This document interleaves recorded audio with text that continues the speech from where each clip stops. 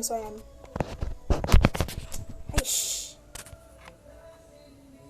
Oke.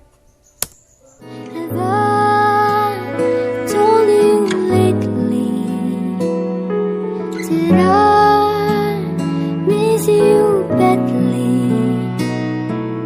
Sometimes I wish that I could still call you mine, still call you mine. Now all I've got is a stain on my blue jeans, the only way I could remember. Halo, nama saya Erika Takarbesi. Saya mahasiswa Fakultas Keguruan Ilmu Pendidikan Universitas Patimura Ambon, program studi Bahasa Jerman. Saat ini saya ingin menjelaskan tentang tanggung jawab manusia terhadap gereja. Storms conversation to raise my affection. Those were the Sebelum kita masuk pada pembahasan tanggung jawab manusia terhadap gereja, kita akan membahas terlebih dahulu apa itu tanggung jawab. miss you badly. Sometimes I wish Secara teologis, tanggung adalah beban atau kuk, pikulan, sedangkan jawab adalah respons atau reaksi terhadap beban atau pikulan. the only way I could remember that you were one. Jadi, tanggung jawab adalah tanggungan yang harus dijawab seumur hidup dan jawaban yang harus ditanggung seumur hidup. Jawaban-jawaban yang akan terus tertanggung di pundak kita seumur hidup adalah dalam bentuk ketaatan dan kesetiaan iman tanpa batas waktu. Stop our relation. Why did we end it? Ada 8 bentuk tanggung jawab manusia, yaitu 1. Tanggung jawab terhadap dirinya sendiri. 2. Tanggung jawab terhadap sesama. 3. Tanggung jawab terhadap keluarga. 4. Tanggung jawab terhadap masyarakat. 5. Tanggung jawab terhadap bangsa dan negara. 6. Tanggung jawab terhadap lingkungan. 7. Tanggung jawab terhadap Tuhan. 8. Tanggung jawab terhadap gereja.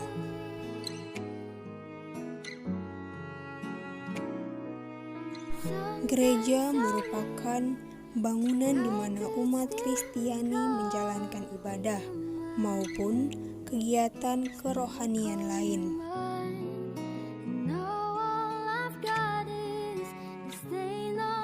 Berbicara soal tanggung jawab manusia terhadap gereja, banyak orang masih lalai akan tanggung jawab mereka masing-masing, apalagi terhadap gereja.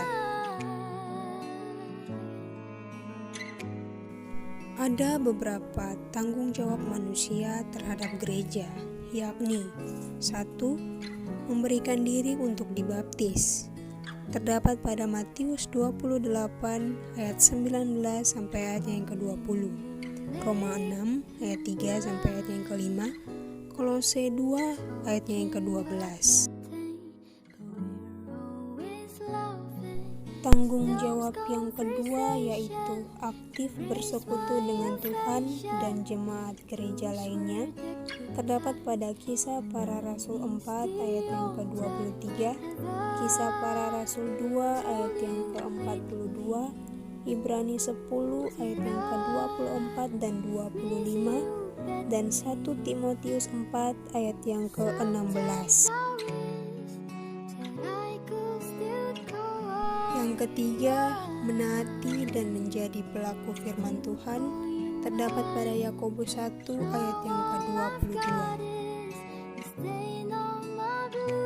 Yang keempat, menghormati, mendukung, dan menaruh kepercayaan terhadap gembala gereja, serta mengikuti firman Tuhan yang diajarkannya menurut Alkitab.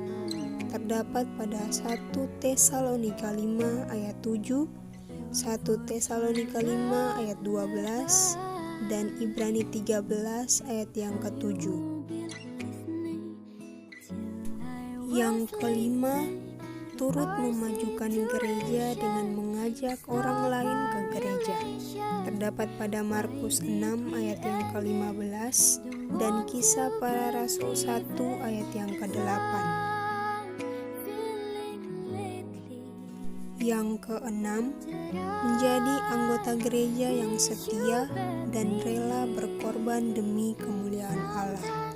Terdapat pada 1 Korintus 15 ayat yang ke-58 dan Amsal 3 ayat yang ke-9 sampai ayat yang ke-10.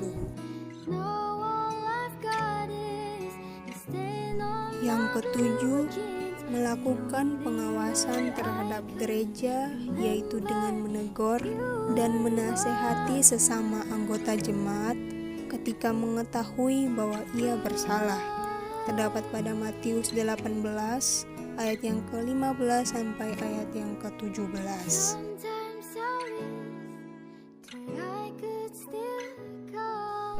Bukan hanya itu, namun bertanggung jawab terhadap gereja dapat dimulai dari hal-hal kecil seperti membersihkan gereja, menjaga ketertiban dan keamanan di lingkungan gereja, dan masih banyak hal lainnya yang tergolong dalam bertanggung jawab terhadap gereja. Seperti yang telah kita ketahui, bahwa di gereja ada yang disebut tuagama. Tuagama adalah salah satu jabatan non-struktural dalam struktur organisasi gereja. Tuagama adalah pelayan rumah Tuhan yang bertugas mempersiapkan rumah Tuhan untuk segala ibadah jemaat, dari menyapu, membersihkan mimbar, bangku gereja, dan terutama melayani akta membunyikan lonceng sebagai simbol suara Tuhan yang memanggil umatnya untuk beribadah. Perlu kita ketahui bahwa bertanggung jawab terhadap kebersihan gereja bukanlah hanya tugas daripada tuagama atau yang sering kita sebut kostor.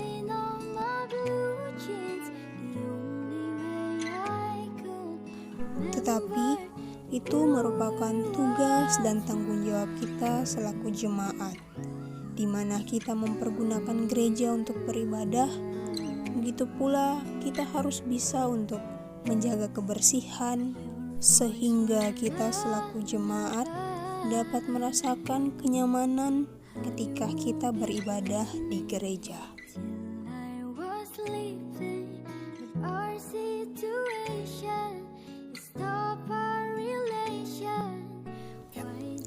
Bapak Tuagama, selama jadi tuagama di gereja ini, mungkin sejauh ini adakah umat yang sudah bertanggung jawab terhadap gereja ini, mungkin menjaga ketertiban, kebersihan gereja?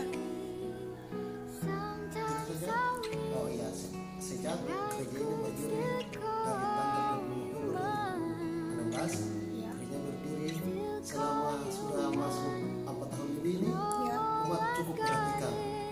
Mereka menjaga ketertiban, kebersihan, pokoknya segalanya. Selama gereja ini berdiri, mereka juga bersama-sama membantu kita sebagai agama di gereja ini. Oke, Terima kasih Bapak Tuagama. You